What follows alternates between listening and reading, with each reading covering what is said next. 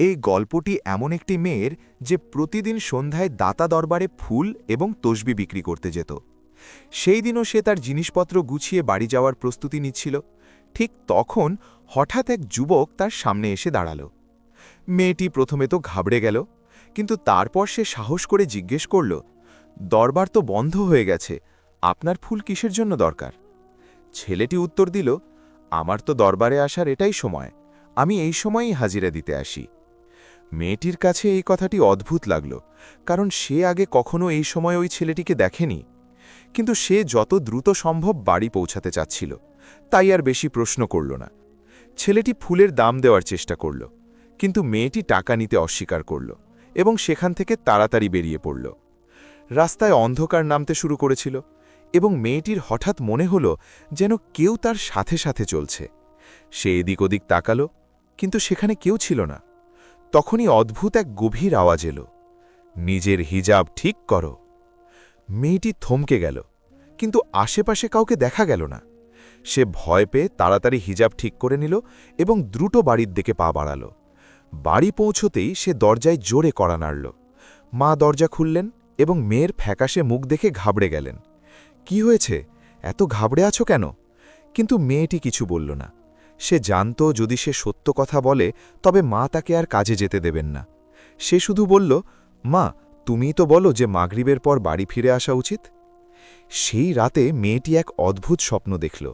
এক ধোঁয়াশাছন্ন চেহারা, রাদি ভরা চোখ এবং সেই একই আওয়াজ, আজকের পর থেকে তোমার মাথা থেকে যেন হিজাব না নামে। ভয় তার ঘুম ভেঙে গেল এবং তখনই আজানের আওয়াজ এলো। মেয়েটি স্বস্তির নিঃশ্বাস ফেলল এবং অজু করতে চলে গেল। নামাজের সময় সে এক মিষ্টি সুগন্ধ অনুভব করল। যখন সে মাকে জিজ্ঞেস করল, তখন তিনি বললেন, আমি তো কোনো সুগন্ধ পাচ্ছি না। সকালে যখন মেয়েটি দরবারে পৌঁছল, সেখানকার পরিবেশ কিছুটা অদ্ভুত ছিল। সাধারণত সেখানে ভিড় লেগে থাকত, কিন্তু আজ সেখানে শূন্যতা ছিল। তারপর হঠাৎ ভিড় উপচে পড়ল এবং মেয়েটির দোকানে এত ক্রেতা এলো যে তার সব জিনিস কয়েক মিনিটের মধ্যে বিক্রি হয়ে গেল। কিন্তু তারপর সেই যুবক আবার তার সামনে এসে দাঁড়াল। কিছু ফুল পাওয়া যাবে? মেয়েটি বলল, আজ তো সব জিনিস বিক্রি হয়ে গেছে। ছেলেটি মৃদু হেসে বলল, একবার দেখুন তো, হয়তো আমার জন্য কিছু বেঁচে আছে। মেয়েটি অবাক হয়ে খালি জায়গার দিকে তাকালো, যেখানে তার সব জিনিস বিক্রি হয়ে গিয়েছিল। কিন্তু যখন সে আবার তাকালো, দেখল পুরো জিনিস যেমন ছিল তেমনই রাখা আছে। তার গায়ের লোম দাঁড়িয়ে গেল। এটা কিভাবে সম্ভব ছিল? ছেলেটি হাসল এবং বলল, এখন তো ফুল দেবেন, তাই না? মেয়েটি চুপচাপ ফুল বের করে তাকে দিল। যাওয়ার সময় ছেলেটি আরও একটি কথা বলল, সব কথায় বিচলিত হয়েও না, আর তোমার মা যেখানে বিয়ে করার কথা বলছেন সেখানেই করে নাও, তোমার জন্য ভালো হবে।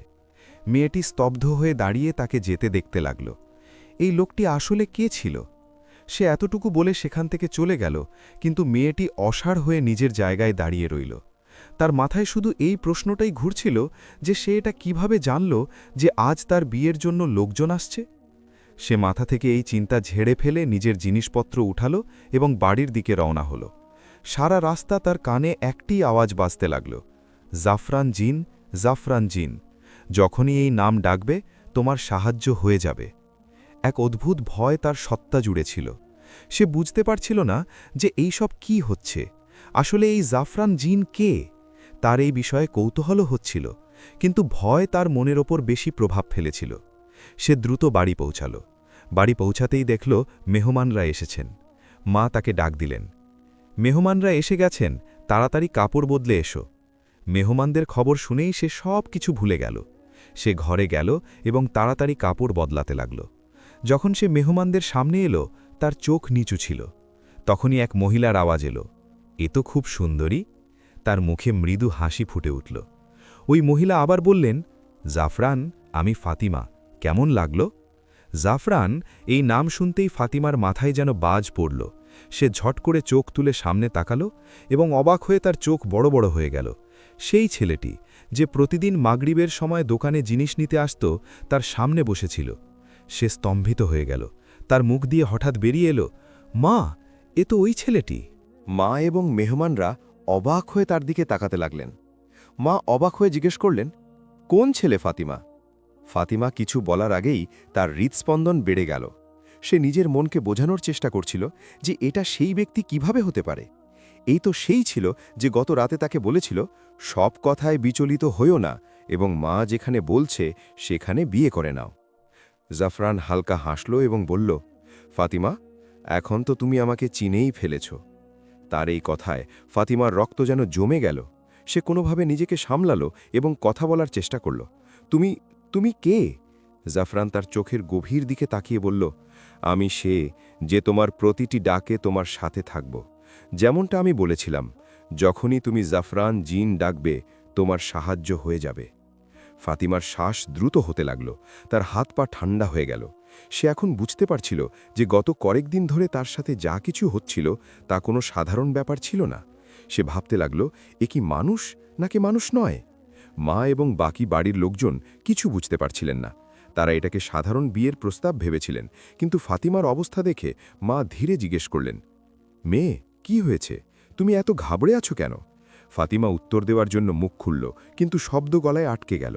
তার চোখ জাফরানের উপর স্থির ছিল, যে এখনও সেই রহস্যময় হাসির সাথে তার দিকে তাকিয়েছিল। ওই ছেলেটির মা সাথে সাথে বললেন, বাছা, তুমি অন্য কারো কথা বলছো না তো? তোমার কি অন্য কাউকে পছন্দ আছে? সে ঘাবড়ে গিয়ে ঝট করে মাথা নাড়ল। না না, এমন কোনো কথা নেই। ওই মহিলা হেসে বললেন, তাহলে ঠিক আছে, আমরা আজই বিয়ের তারিখ পাকা করে ফেলি। আমরা খুব দ্রুত বিয়ে দিতে চাই।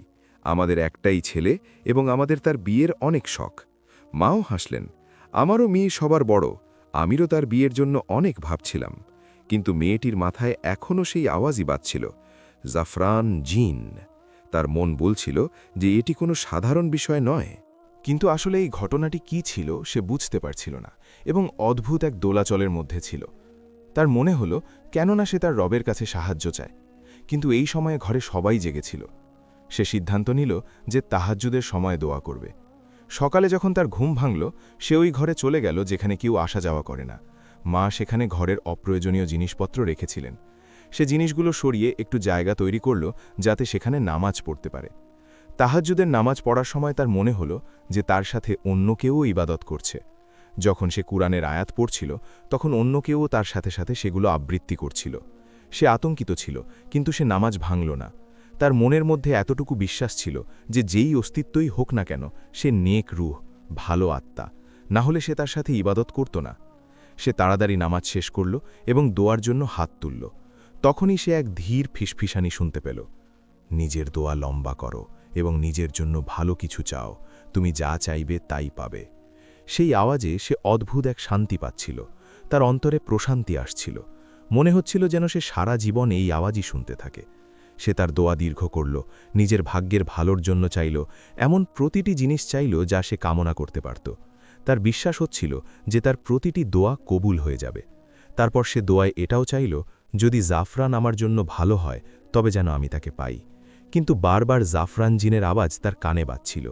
সে ভাবছিল যে আসলে এইসব কি। তখনই সে নিজের মুখ হাত দিয়ে মুছল এবং যেই পেছনে ঘুরল তার হুঁশ উড়ে গেল। তার ঠিক পেছনে জাফরান দাঁড়িয়েছিল। তার মুখ দিয়ে এক চিৎকার বেরিয়ে এলো, তুমি তুমি এই সময়ে এখানে? জাফরান হাসল, আমি অন্ধকারেই আসি, আমার অন্ধকার খুব পছন্দ। আর তুমি এত অবাক কেন হচ্ছ? তোমাকে তো এখন সারা জীবনের জন্য আমার কাছেই আসতে হবে। আমার পুরো ঘর অন্ধকারে ডুবে থাকে, তুমি সেখানে কিভাবে থাকবে? তার কথাগুলো অদ্ভুত এবং রহস্যময় ছিল। মেয়েটি কিছু বুঝতে পারছিল না। সে কাঁপতে কাঁপতে বলল, তোমাকে দেখে আমার ভয় লাগছে, তুমি এখানে এলে কিভাবে? দরজা তো বাইরে থেকে বন্ধ ছিল। জাফরান হালকা হাসল, জিনদের দরজা খোলার প্রয়োজন হয় না। মেয়েটি স্তম্ভিত হয়ে গেল। সে না সূচক মাথা নাড়ল, না, এটা সম্ভব নয়। তোমার কথার মানে কি? তুমি কি একটা জিন? না, আমি একটা জিনকে বিয়ে করতে পারি না। জাফরান গভীর দৃষ্টিতে তার দিকে তাকালো, একটু আগেই তো তুমি শান্তি অনুভব করছিলে, এখন আমি সত্য বলে দিলাম তো তুমি ভয় পেতে শুরু করলে। আমাকে দেখে ভয় পেও না, আমি তোমার কোনো ক্ষতি করতে আসিনি, বরং আমি তো তোমাকে খুব পছন্দ করি। তোমার এই হিজাব যা সবসময় তোমার মাথায় থাকে, আমি তার প্রেমে পড়েছি। মেয়েটির গায়ে লোম দাঁড়িয়ে গেল। আমাদের সম্পর্ক আসমানে ঠিক হয়ে গেছে, তোমাকে আমাকে বিয়ে করতেই হবে। সে ভয় পেয়ে দ্রুত ঘর থেকে বেরিয়ে দৌড় দিল। তার হুঁশ উড়ে গিয়েছিল। দৌড়াতে গিয়ে সে মায়ের সাথে ধাক্কা খেল। মা ঘাবড়ে গেলেন, কি হলো, কোথায় দৌড়াচ্ছ? সে কাঁপতে কাঁপতে বলল, মা, ঘরে জাফরান, জাফরান সেখানে আছে। মা অবাক হয়ে বললেন, তোমার মাথা ঠিক আছে তো? জাফরান সেখানে কিভাবে আসতে পারে? তুমি কেমন আবল তাবল কথা বলছো? সে কাঁপতে কাঁপতে বলল, মা, সে মানুষ নয়, সে জিন, সে নিজেই বলেছে। এ কথা শুনতেই মায়ের মুখের রং বদলে গেল।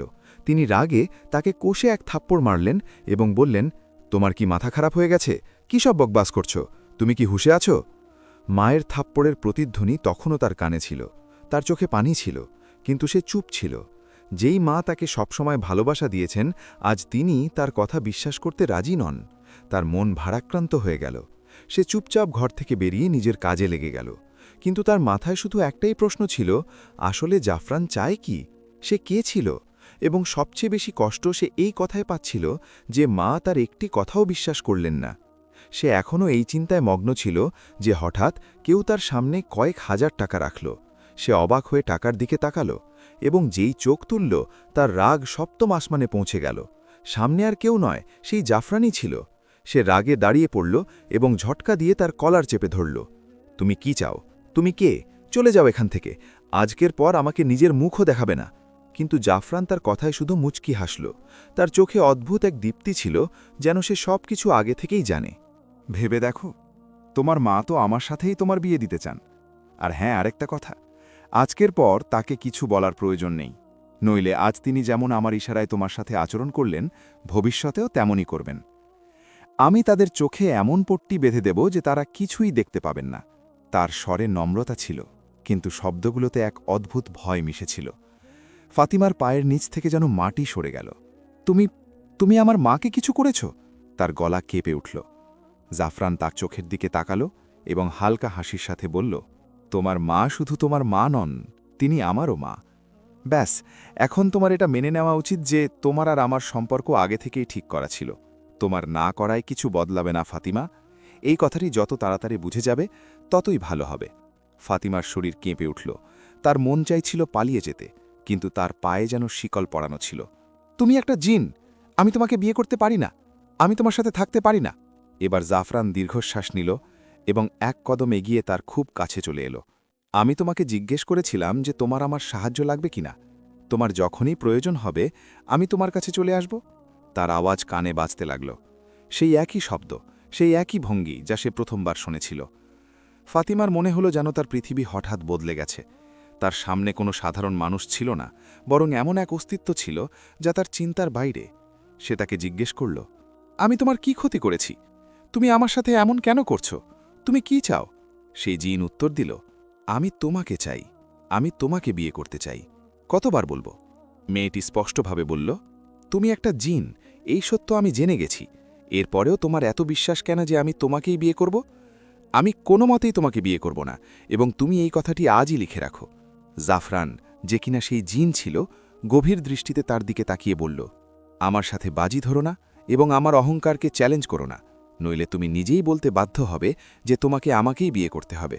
মেয়েটির চোখে পানি চলে এলো। তার কথাগুলো তাকে কষ্ট দিচ্ছিল। সে রাগে বলল, তুমি এখান থেকে চলে যাও। যখন আমিই তোমাকে বিয়ে করতে রাজি নই, তখন তুমি কেন জেদ করছো? আমি তোমার সাথে কখনো সুখে থাকতে পারবো না। আমি একজন সাধারণ মানুষ এবং একজন মানুষের সাথেই বিয়ে করতে চাই। এ কথা শুনে জিন রেগে আগুন হয়ে গেল। সে মেয়েটির হাত ধরল এবং বলল, আমাকে মাত্র 2 মিনিট লাগবে তোমাকে এখান থেকে নিয়ে যেতে। তারপর তুমি বসে থেকো নিজের মন গড়া কাজ নিয়ে। আমি তোমাকে আটকাবো না। কিন্তু তুমি আমার দুনিয়ায় চলে যাবে, আমার বসতিতে, যেখানে আমার রাজত্ব চলে। সেখানে তুমি আমার হাতের পুতুল হয়ে থেকে যাবে। মেয়েটি ভয়ে কেঁপে উঠল। সে অনুনয় করে বলল, না, তুমি আমার কিছু করো না, আমি যা বলবে তাই করব। জিন তার কথায় হাসতে লাগল এবং বলল, তোমার আমাকে ভয় পাওয়ার দরকার নেই। তুমি তো বোকা, একমাত্র তুমিই তো আমার হৃদয়ে রাজত্ব করো। তুমি চাইলে আমাকে দিয়ে যে কোনো কিছু করাতে পারো, কিন্তু ভালোবাসা আর মহাব্বত দিয়ে। কিন্তু যদি জেদ করো, তবে মনে রেখো, আমি তোমার চেয়ে বেশি জেদি। মেয়েটি মাথা নাড়ল এবং বলল, ঠিক আছে, আমি আজকের পর তোমার সাথে জেদ করব না, কিন্তু তুমি আমাকে কোথাও নিয়ে যেও না। আমি আমার মায়ের কাছে থাকতে চাই, তাদের সেবা করতে চাই। আমার মাথা থেকে বাবার ছায়া সরে গেছে, আমার মা একা। আল্লাহর দোহাই, তুমি এমন করো না। জিন কিছু মুহূর্ত চুপ থাকল, তারপর বলল, ঠিক আছে, কিন্তু বিয়ে তো তোমাকে করতেই হবে, এবং তুমি বিয়ে আমার সাথেই করবে। যদি তুমি অন্য কারোর কথা ভাবো বা মায়ের কাছে অন্য কারোর কথা উল্লেখ করো, তবে আমি তোমার একটা কথাও শুনব না। এতটুকু বলে সে হঠাৎ ধোঁয়ার মতো গায়েব হয়ে গেল। মেয়েটি সেখানেই দাঁড়িয়ে থরথর করে কাঁপছিল। সে ভাবছিল এখন সে কি করবে, কার কাছে সাহায্য চাইবে। ওই মহিলা কি ঠিক বলছিল? তার কি সত্যিই দাতা দরবারে চাদর চড়ানো উচিত? কিন্তু তার সাহায্যকারী তো শুধু আল্লাহ ছিলেন। সে ঠিক করল যে সে তার রব ছাড়া আর কারো কাছে সাহায্য চাইবে না।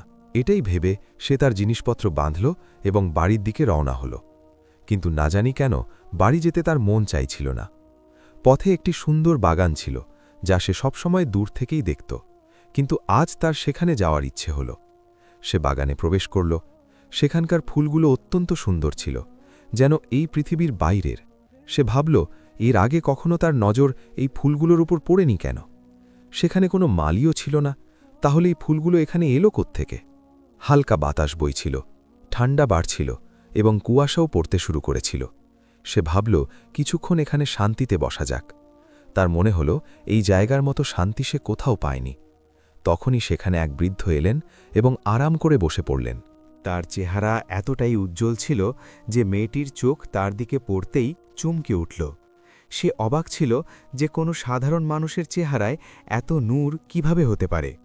সময় দ্রুত পার হচ্ছিল এবং সে টেরও পেল না কখন সন্ধে হয়ে গেল। হঠাৎ ওই বৃদ্ধ তার দিকে তাকালেন এবং হেসে বললেন, মা, তুমি কে? তুমি তো খুব সুন্দরী। দেখে মনে হচ্ছে যেন পরিস্থানের রাজকন্যা, অন্য কোনো দুনিয়া থেকে এসেছ। মেয়েটি হেসে ফেলল এবং বলল, আমিও এটাই ভাবছিলাম যে হয়তো আপনিও অন্য কোনো দুনিয়া থেকে এসেছেন। বৃদ্ধ হাসতে হাসতে বললেন, তুমি একদম ঠিক ধরেছ। তোমার মধ্যে সেই শক্তি আছে যা অন্য দুনিয়া থেকে আসা লোকেদের চিনতে পারে। আমিও রবেরই সৃষ্টি এবং আমি এখানে আমার ছেলের মাফ চাইতে এসেছি। মেয়েটি চমকে গেল। বৃদ্ধ আরও বললেন, আমি শাহে জিন্নাত, জিনদের বাদশাহ, নিজের বসতির রাজা। যখন আমি আমার বসতির লোকদের কষ্টে দেখতে পারি না, তুমি তো আবার মানুষের বসতি থেকে এবং আমার ছেলের পছন্দ। আমি জানি যে সে তোমাকে খুব বিরক্ত করেছে, কিন্তু সে এই সব না জেনে করেছে। আমি তাকে অনেক বকাঝকা করেছি, কিন্তু এখন আমিও তোমার কাছে ক্ষমা চাইতে এসেছি। আমার ছেলেকে মাফ করে দাও মা। বৃদ্ধ দীর্ঘশ্বাস নিলেন এবং বললেন, যদি তুমি তাকে মাফ না করো তবে আমাকে বাধ্য হয়ে তাকে আমার বসতি থেকে বের করে দিতে হবে। আমাদের এখানে এমন কেউ থাকতে পারে না যে মানুষকে ভয় দেখায়। আমরা তো ভালোবাসা আর মহব্বত বিলিয়ে দিই। যদি আমাদের বসতিতে কেউ এমন করে তবে তাকে খুব কঠোর শাস্তি দেওয়া হয়। বলো মা, তুমি কি তাকে মাফ করে দেবে? এটাকে এমনভাবে নাও যেন তোমার বাবা তোমার কাছে কিছু চাইছে। বৃদ্ধের কথা শুনে মেয়েটির চোখে পানি চলে এলো। শাহে জিন্নাত আরও বললেন, যদি তুমি বিয়ের জন্য হ্যাঁ করে দাও তবে আমাদের বসতির এক বড় সমস্যার সমাধান হয়ে যাবে। আমাদের বসতিতে একজন নেক মানুষের প্রয়োজন, কারণ আমাদের বসতির ওপর এক অভিশাপ আছে এবং শুধু একজন মানুষই আমাদের এটা থেকে বের করতে পারে। বৃদ্ধ তাকে বললেন, যদি একজন মানুষের বিয়ে কোনো জিনজাদার সাথে হয় তবেই আমাদের বসতি অভিশাপ থেকে মুক্ত হতে পারে। বলো মা, তুমি কি আমার ছেলেকে বিয়ে করবে? তুমি কি আমাদের এই অভিশাপ থেকে উদ্ধার করবে? মেয়েটি এটা শুনে স্তব্ধ হয়ে গেল। সে বুঝতে পারছিল না যে সে এত বড় দায়িত্ব কিভাবে নেবে। সে বলল, আমি এই যোগ্য নই এবং এত বড় দায়িত্ব নিতেও পারব না। আমি এই সব কিভাবে করব? বৃদ্ধ গভীর শ্বাস নিলেন এবং বললেন, খোদা তোমার মধ্যে সেই শক্তি রেখেছেন যা দিয়ে তুমি এই দায়িত্ব নিতে পারো এবং আমাদের এই বিপদ থেকে উদ্ধার করতে পারো। তুমি কি চাইবে না যে যখন তুমি দুনিয়ায় এসেছ তখন কারোর সাহায্য করে যাও? এটা তোমার জন্যেও নেক কাজ হবে এবং আমাদেরও সাহায্য হয়ে যাবে। আমাদের তোমাকে প্রয়োজন এবং আমি জানি যে তুমি আমাদের প্রয়োজন মেটাবে। বলো মা, করবে না? বৃদ্ধের আকুতি মেয়েটির মনে প্রভাব ফেলল। সে নিজেই অবাক ছিল যে তার কেন তার ওপর দয়া হতে লাগল। কিছু না ভেবেই তার মুখ দিয়ে বেরিয়ে গেল, হ্যাঁ, আমি আপনাদের সাহায্য করার জন্য প্রস্তুত। যেই সে এই কথা বলল তার মনে হলো সে কোনো ঘোরের মতো অবস্থায় ছিল। তার বিশ্বাসই হচ্ছিল না যে সে এই সিদ্ধান্ত কিভাবে নিল। মনে হচ্ছিল যেন কেউ তাকে দিয়ে এই শব্দগুলো বলিয়ে নিল। তখনই হঠাৎ তার চোখ বন্ধ হয়ে গেল এবং যখন সে আবার চোখ খুলল তখন ওই বৃদ্ধ সেখান থেকে গায়েব হয়ে গিয়েছিলেন। সে এদিক ওদিক তাকালো, কিন্তু এখন সেই সুন্দর বাগান যেখানে সে বসেছিল হঠাৎ গায়েব হয়ে গিয়েছিল।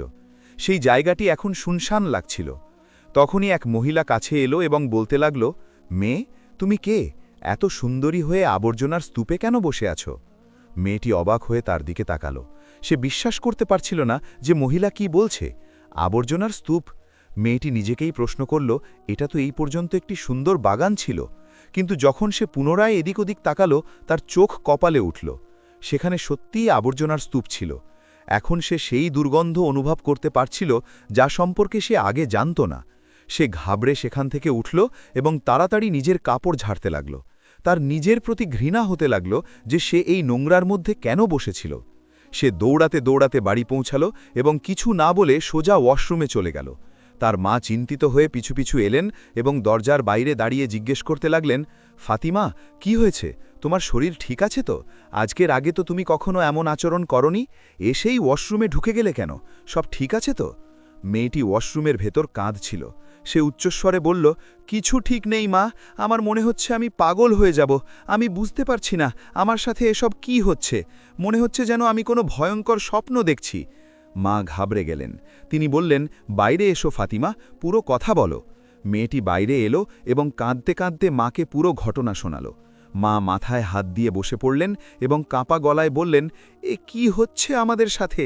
মেয়েটি বলল, মা, আমি নিজেও জানি না, আমি তো খুব পেরেশান। আমার মনে হয় আমাদের কোনো পীর বাবার কাছে যাওয়া উচিত। মা সায় দিলেন এবং বললেন, চলো আমরা দাতা দরবারে যাই। সেখানে কোনো মলঙের কাছে জিজ্ঞেস করে নেব যে আসলে তোমার সাথে কি ঘটছে। কিন্তু মেয়েটি তাড়াতাড়ি মানা করে দিল, না মা, আমি সেখানে যাব না। না জানি কেন ওই লোকদের আমার ঠিক মনে হয় না।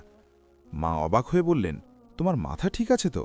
তারা সবাই রবের নেক এবং ইবাদতকারী বান্দা ছিলেন। মেয়েটি আবার বলল, মা, যাই হোক, আমি সেখানে যাব না। আমি আমার রবের কাছে সাহায্য চাইতে চাই। যখন তিনিই দানকারী, তখন আমি অন্য কারো কাছে কেন যাব? মা দীর্ঘশ্বাস নিলেন এবং জিজ্ঞেস করলেন, তাহলে তুমি কি চাও? মেয়েটি উত্তর দিল, মা, আমরা কোনো মৌলভী সাহেবের কাছে যাই। তাদের কাছ থেকে কোনো উজিফা জেনে নিই বা কোনো কুরআনী আয়াত যা দিয়ে আমার সাহায্য হতে পারে।